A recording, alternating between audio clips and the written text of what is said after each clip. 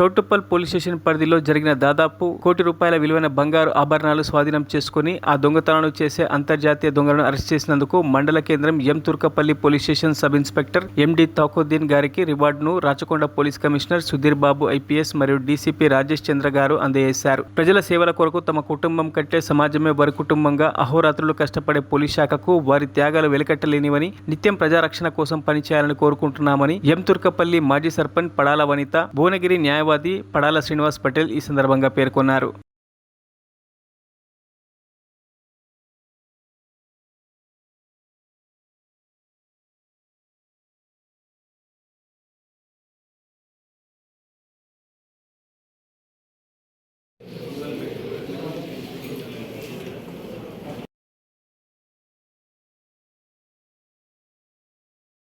మరిన్ని అప్డేట్స్ కోసం మా ఛానల్ని సబ్స్క్రైబ్ చేయండి.